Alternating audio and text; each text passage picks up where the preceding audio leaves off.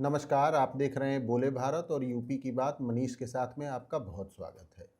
इस एपिसोड में वैसे तो हम यूपी के राजनीतिक परिदृश्य और घटनाक्रमों पर ही फोकस करते हैं, लेकिन इस बार चलते हैं यूपी से थोड़ा बाहर और बात करते हैं बिहार की, क्योंकि बिहार में जो राजनीतिक बदलाव चल रहा है, जो उठापटक मची है, पूरे देश भर में उसकी चर्चा है और बिहार की राजनीति काफ़ी हद तक यूपी की राजनीति को भी प्रभावित करती रही है और करती है। ये वो राज्य है जहां भारतीय जनता पार्टी को हिंदी हार्टलैंड में कभी भी अपना सीएम बनाने का मौका नहीं मिला। हमेशा उसे दोयम दर्जे के राजनीतिक पार्टी का ही दर्जा बिहार में मिलता रहा और इस बार उसकी किस्मत खुल गई है। इसके पीछे भारतीय जनता पार्टी के बड़े नेताओं के झूठ, फरेब, धोखे और चालाकियों की बातें तो कही जा रही हैं, लेकिन भारतीय जनता पार्टी के बड़े नेताओं को ये तसल्ली तो जरूर होगी कि उसके दामन पर जो ये एक दाग था कि हिंदी हार्टलैंड में बिहार में कभी उसकी अपनी सरकार नहीं रही, वो अब दाग धुल जाएगा और एक बार फिर से भारतीय जनता पार्टी अपना मुख्यमंत्री बिहार में बना सकेगी और ये कह सकेगी कि हिंदी पट्टी का कोई भी ऐसा राज्य नहीं है जहां उसकी सरकार नहीं चल रही है या नहीं रही है। 20 सालों के लंबे राजनीतिक सफर के बाद नीतीश कुमार की चाल अब सुस्त हो गई है। जल्द ही वो सीएम पद से इस्तीफा दे देंगे, क्योंकि उनके जीवन में एक ही सपना उनका अधूरा था कि वे राज्यसभा में जाएं और वहां की कार्यप्रणाली में, वहां की कार्य व्यवस्था में अपना योगदान दें, जैसा कि उन्होंने राज्यसभा के नॉमिनेशन के बाद जनता को संबोधित करते हुए ट्वीट किया था। हालांकि ये बात किसी को हजम नहीं हुई कि कोई मुख्यमंत्री का पद छोड़कर राज्यसभा का एमपी क्यों बनेगा। लोग केंद्रीय मंत्री के पद को लात मार देते हैं मुख्यमंत्री के लिए, लेकिन नीतीश कुमार जैसा मझा हुआ राजनीतिक, जिनके बारे में कहा जाता है कि नीतीश कुमार के पेट में दांत हैं, वो ऐसी गलती करेंगे? लोगों को इंतजार है कि बिहार में भारतीय जनता पार्टी किस व्यक्ति को मुख्यमंत्री की कुर्सी पर बैठाती है। इसमें कई नाम चल रहे हैं। सम्राट चौधरी जो कि डिप्टी सीएम है, नित्यानंद राय या नित्यानंद यादव कहिए, जो कि केंद्रीय गृह राज्य मंत्री हैं। इसके अलावा दिलीप जायसवाल का भी नाम चल रहा है। डॉक्टर प्रमोद चंद्रवंशी का भी नाम चल रहा है, जो कि भारतीय जनता पार्टी के एमएलसी हैं। सुनील कुमार पिंटू, इनका भी नाम चर्चा में अब जुड़ गया है, क्योंकि सुनील कुमार पिंटू वो शख्स हैं जिनके बारे में चुनावी जनसभा करते हुए अमित शाह ने कहा था कि इन्हें बड़ा आदमी बनाएंगे। वो ये बात सम्राट चौधरी के लिए भी कह चुके हैं बिहार विधानसभा में। एक एक करके इनके बारे में जानेंगे कि किसका क्या राजनीतिक सफर है और भारतीय जनता पार्टी किस फॉर्मूले से अपना मुख्यमंत्री बनाती है, इस पर भी बात करेंगे। पिछले समय में दो बड़े राज्यों में भारतीय जनता पार्टी ने अपना मुख्यमंत्री बनाया, जिसके बारे में किसी ने सपने में भी नहीं सोचा था, और वो दो राज्य हैं मध्य प्रदेश और राजस्थान। राजस्थान में तो सीएम के नाम का जब खुलासा हुआ तो वसुंधरा राजे सिंधिया की प्रतिक्रिया देखने लायक थी, जब राजनाथ सिंह ने उन्हें भजन लाल शर्मा की पर्ची थमाई। मोहन यादव का नाम कौन जानता था मध्य प्रदेश के या उनके निर्वाचन क्षेत्र से बाहर, लेकिन भारतीय जनता पार्टी ने दो अनजान व्यक्तियों को मुख्यमंत्री के पद पर बैठाया। ये फॉर्मूला बिहार में भी लागू हो सकता है, लेकिन यहाँ तो बड़े नेताओं के नाम चल रहे हैं। सम्राट चौधरी का नाम इसलिए चल रहा है क्योंकि वो डिप्टी सीएम हैं। उनके बारे में अमित शाह ने चुनावी जनसभाओं में कहा था कि वो उन्हें बड़ा आदमी बनाएंगे।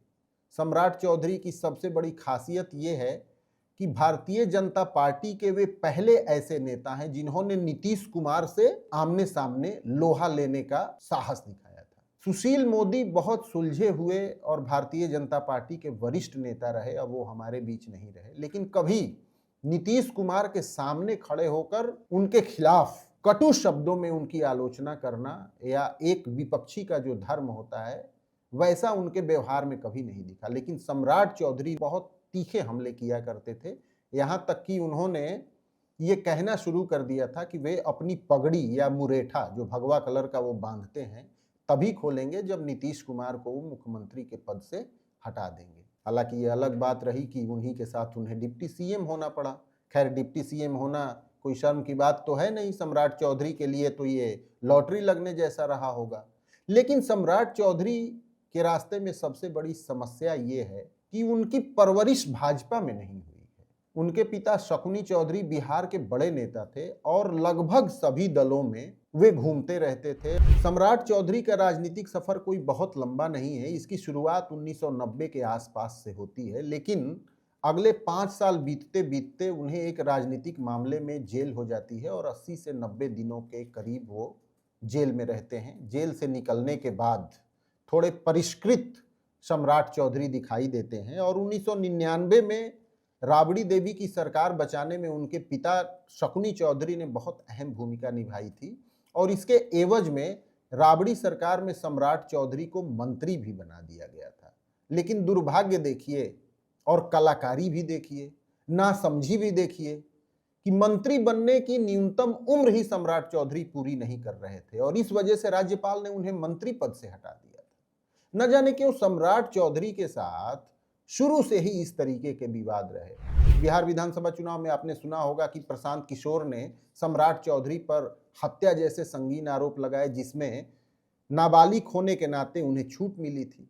तो सम्राट चौधरी का विवादों के साथ चोली दामन का नाता रहा है। बाद में वो आरजेडी में भी रहे और आखिर में उन्होंने भाजपा में अपनी शरण पाई। काफी तेजी से ऊपर भारतीय जनता पार्टी में आए हैं।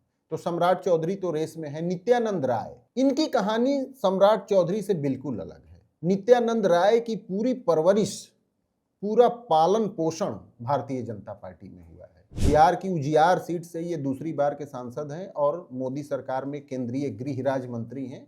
उसके पहले भी वैशाली के रहने वाले नित्यानंद राय हाजीपुर से 4 बार विधायक भी रह चुके हैं। पुराने लीडर हैं, भारतीय जनता पार्टी के प्रदेश अध्यक्ष भी रह चुके हैं, अमित शाह के बहुत करीबी हैं, तो इनका भी नाम रेस में चल रहा है।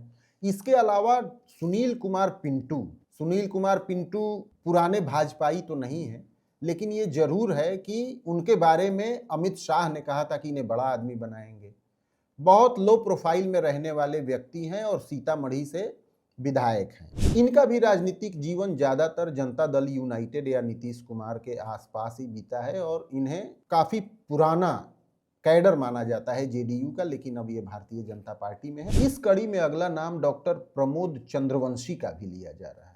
प्रमोद चंद्रवंशी वो व्यक्ति हैं जो सिर्फ न शुरुआत से भाजपा में रहे बल्कि संघ की पृष्ठभूमि से भी रहे। फिलहाल वो भारतीय जनता पार्टी के एमएलसी हैं। जहानाबाद के रहने वाले डॉक्टर प्रमोद चंद्रवंशी बहुत ही लो प्रोफाइल में रहने वाले व्यक्ति हैं। हालांकि वो अभी तक कोई भी चुनाव न तो लड़े हैं, तो फिर जीतने का हारने का कोई सवाल ही नहीं है। विधानसभा और लोकसभा की मैं बात कर रहा हूँ। पहला चुनाव उन्होंने जिला परिषद का जरूर लड़ा था, लेकिन वो हार गए थे। लेकिन उसके बाद से बिना कोई बड़ा चुनाव लड़े हुए कहार जाति के डॉक्टर प्रमोद चंद्रवंशी को भारतीय जनता पार्टी ने प्रदेश में बड़ा ओहदा दिया। डॉक्टर प्रमोद को भारतीय जनता पार्टी ने अति पिछड़ा प्रकोष्ठ का प्रदेश अध्यक्ष बनाया, तब इनका नाम राज्य की राजनीति में दिखाई देने लगा। उसके बाद संगठन में भी बहुत ऊंचे ओहदे पे रहे। जब नित्यानंद राय भाजपा के प्रदेश अध्यक्ष हुआ करते थे, तब प्रमोद चंद्रवंशी को जनरल सेक्रेटरी बनाया गया था। उसके बाद दिलीप जायसवाल जब स्टेट प्रेसिडेंट बने तो उस समय इन्हें वाइस प्रेसिडेंट बनाया गया। सम्राट चौधरी के टीम में प्रमोद चंद्रवंशी नहीं दिखाई दिए, लेकिन फिर जब दिलीप जायसवाल स्टेट प्रेसिडेंट बने तो इन्हें उपाध्यक्ष बनाया गया और ये संगठन में उपाध्यक्ष के पद पे हैं और एमएलसी हैं। अब भाजपा में एक बड़ी पुरानी कहावत है कि जिन लोगों का नाम चर्चा में आया वो खर्चा हो गए। तो क्या सम्राट चौधरी, नित्यानंद राय, दिलीप जायसवाल, इन जितने भी बड़े लोगों का नाम चल रहा है, इन सबसे इतर किसी छुपे हुए व्यक्ति को भारतीय जनता पार्टी चुनेगी और बिहार की गद्दी पे बैठाएगी? ये देखना बहुत दिलचस्प होगा। और ये भी बहुत अहम होगा देखना कि भारतीय जनता पार्टी, जबकि यूपी में 2027 में विधानसभा के चुनाव हैं और बिहार में किस जाति का मुख्यमंत्री पद पे बैठाया जाता है, उसका असर भी यहां देखने को मिलेगा। तो ये बड़ा अहम होगा देखना कि भारतीय जनता पार्टी किस जाति के व्यक्ति को बिहार का मुख्यमंत्री बनाती है। आपको ये जानकारी होगी ही कि नीतीश कुमार के रिजीम में जो मोस्ट बैकवर्ड कास्ट है, अति पिछड़ा जो एक अलग सेक्शन नीतीश कुमार ने बनाया, उसको वो फीड भी कराते रहे और उसको काफ़ी प्रभावशाली बनाने की कोशिश की समाज में, जिससे कि वो वोटर उनसे टूटे नहीं। ऐसे में यही कयास लगाए जा रहे हैं कि किसी अति पिछड़ा व्यक्ति को ही भारतीय जनता पार्टी बिहार के मुख्यमंत्री के पद पे बैठाएगी। क्योंकि नितिन नवीन जो कि राष्ट्रीय अध्यक्ष बने हैं और कायस्थ जाति के हैं, तो डिप्टी सीएम विजय सिन्हा का कोई चांस नहीं बनता, उनके नाम की भी चर्चा है। किसी यादव को मुख्यमंत्री क्यों बनाएगी भारतीय जनता पार्टी स्टेट में, जबकि उसे नॉन यादव ओबीसी की पॉलिटिक्स करनी है? तो नित्यानंद राय इस पैमाने पे भी खड़े नहीं बैठते, क्योंकि भारतीय जनता पार्टी को तो यादवों की गोलबंदी करनी नहीं है, उन्हें तो उन पिछड़ी जातियों की गोलबंदी करनी है जो यादवों से इतर है। तो यादव को मुख्यमंत्री बनाने का कोई लाभ नहीं है। अब रहे सम्राट चौधरी जो कि कोयरी बिरादरी के हैं। अब कोयरी और कुर्मी एक बड़ा बेस वोट रहा है जनता दल यूनाइटेड का, लेकिन सम्राट चौधरी का जीवन कैसा रहा है, अपराधों में उनकी कैसी संलिप्तता रही है, किस तरीके से वो सर्वदलीय पार्टी के नेता हैं, आरजेडी में भी रह चुके हैं और अब भाजपा में हैं, तो क्या किसी ऐसे व्यक्ति को सीएम भारतीय जनता पार्टी बनाएगी? इसमें बहुत संदेह है, क्योंकि सबसे इंपॉर्टेंट भारतीय जनता पार्टी के लिए बिहार में ये भी है कि वो नीतीश कुमार की जगह किसी को मुख्यमंत्री उसे बनाना है। तो इसका भी तो ध्यान रखना होगा कि कल को भारतीय जनता पार्टी का जो मुख्यमंत्री बनेगा उसके बारे में यही कहा जाएगा कि नीतीश कुमार क्या थे और अब नया मुख्यमंत्री क्या है। तो मैंने डिटेल में आपसे ये चर्चा की कि जितने भी नाम बिहार के मुख्यमंत्री के तौर पर आगे आ रहे हैं, उन सभी नामों के सामने क्या क्या चुनौतियां हैं, और यदि कोई नया नाम छुपा हुआ निकल के सामने आ जाए तो इसमें कोई चौंकने वाली बात नहीं होगी, क्योंकि भारतीय जनता पार्टी पिछले कई सालों से ऐसी ही राजनीति कर रही है। तो देखते हैं आगे क्या होता है। यूपी की बात मनीष के साथ में आप हमारे साथ बने रहे, इसके लिए आपका बहुत धन्यवाद। नमस्कार।